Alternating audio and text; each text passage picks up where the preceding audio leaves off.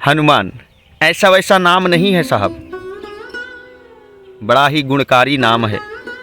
अंजनी के लाल पवन सुत हनुमान का, कलयुग में अपने भक्तों की रक्षा करने वाले, अपने भक्तों के संकट को मिटाने वाले और सदैव प्रभु श्री राम के चरणों में अपना जीवन व्यतीत करने वाले ऐसे हनुमान जी हैं, जिनके नाम से ही अच्छे अच्छे कांपने लगते हैं। आइए हनुमान जी महाराज जी की एक प्यारी सी कहानी आप सबके बीच में बताते हैं और इस कहानी से आपको थोड़ा बहुत सीख जरूर मिलेगी। हनुमान जी महाराज के मित्र सुग्रीव जी थे। प्रभु श्री राम सीता मैया की खोज में जंगल में भटक रहे थे।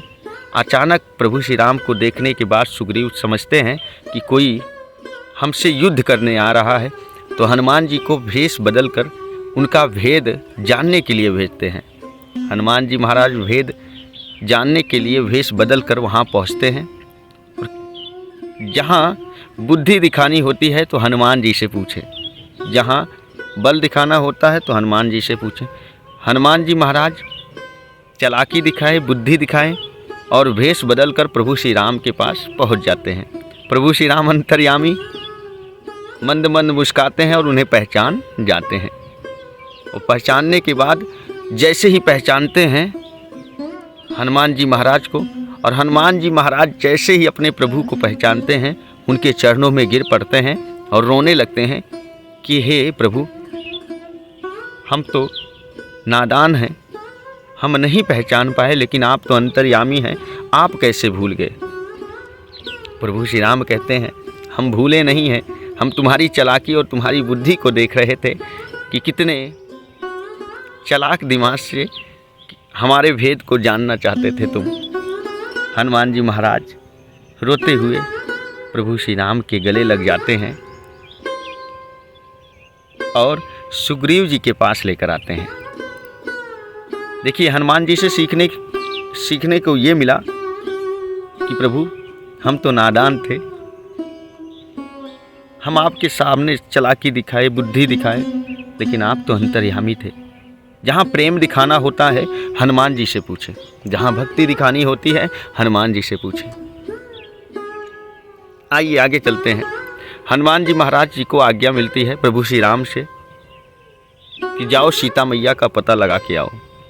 मुनरी निशानी लेकर जाते हैं। जैसे समुद्र तट के पास पहुँचते हैं, अपनी बुद्धि भूले चुके होते हैं, अपनी बुद्धि भूल गए होते हैं, क्योंकि बचपन में नटखट थे, चंचल थे और सभी ऋषि मुनियों ने उन्हें क्रोध में आके श्राप दे दिया था कि हनुमान, जब तक तुम्हें तुम्हारी बुद्धि बल कोई याद नहीं दिलाएगा तब तक तुम ऐसे ही साधारण बने रहोगे। अपनी बुद्धि भूलने की वजह से वो कुछ नहीं कर पा रहे थे। तो देखिए हनुमान जी महाराज इतने बल बुद्धि विद्या के सागर होते हुए भी जामवंत जी से पूछते हैं कि मैं क्या करूं। हनुमान जी महाराज जी को जामवंत जी याद दिलाते हैं बुद्धि कि तुम बहुत ही बलशाली हो, बहुत ही शक्तिशाली हो।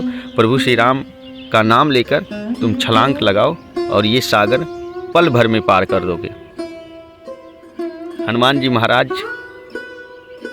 की बुद्धि याद आती है और आज्ञा लेकर जामवंत जी से जैसे ही छलांग लगाते हैं, जिस पत्थर पे, जिस पहाड़ पे पैर रखकर छलांग लगाते हैं, वो पत्थर पाताल में चला जाता है। इतनी शक्ति थी हनुमान जी के पास, लेकिन तब भी प्रभु श्री राम के सेवक ही कहलाते हैं, प्रभु श्री राम के दूत ही कहलाते हैं, प्रभु श्री राम के भक्त ही कहलाते हैं। ये है हनुमान जी की प्रशंसा करने लायक। हनुमान जी महाराज जैसे ही समुद्र को पार करते हैं, आगे सुरसा मिलती है। सुरसा कहती है कि पहले हम तुम्हें खाएंगे तभी आगे जाने देंगे। हनुमान जी महाराज कहते हैं हमारे पास उतना समय नहीं है माते, जो भी करना है जल्दी करो। हनुमान जी महाराज जैसे ही कहते हैं,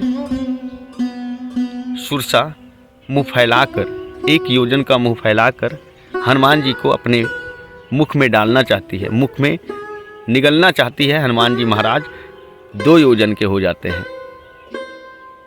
सुरसा 4 योजन का फैलाती है, हनुमान जी महाराज 6 योजन का हो जाता है। सुरसा 8 योजन का मुंह फैलाती है, हनुमान जी महाराज 12 योजन के हो जाते हैं। सुरसा 16 योजन का मुंह फैलाती है, हनुमान जी महाराज 32 योजन के हो जाते हैं। देखो, जहाँ बल दिखानी होती है वहाँ बल दिखाना चाहिए, जहाँ बुद्धि दिखानी होती है वहाँ बुद्धि दिखाना चाहिए। सुरसा 16 योजन का मुंह फैलाती है, हनुमान जी महाराज 32 योजन के हो जाते हैं।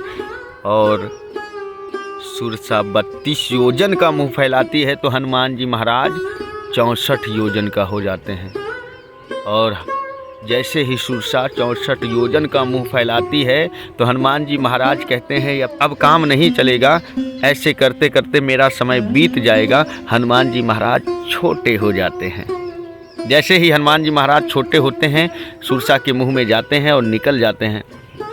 हाथ जोड़ के प्रणाम करते हैं कि माते तुम्हारी लाज रखे, तुम्हारे मुख में गए भी और निकल भी आए, अब बता मैं क्या करूं। सुरसा प्रसन्न होकर कहती है कि जा, तू जिस कार्य के लिए जा रहा है वो कार्य सफल होगा। देखिए, हनुमान जी महाराज से ये सीखने लायक है, जहाँ बल दिखाना होता है वहाँ बड़े हुए, और जहाँ बुद्धि दिखानी होती है वहाँ पे छोटे हो गए। हनुमान जी महाराज से बहुत कुछ सीखने लायक है। हनुमान जी महाराज से बहुत कुछ सीखने लायक है। अगर आप हनुमान जी से प्रेम करते हैं, हनुमान जी के चरणों में अपनी आराधना करते हैं, भक्ति करते हैं, तो ज़रूर आप हनुमान जी के बारे में जानें, आपका जीवन बदल जाएगा। जय श्री राम।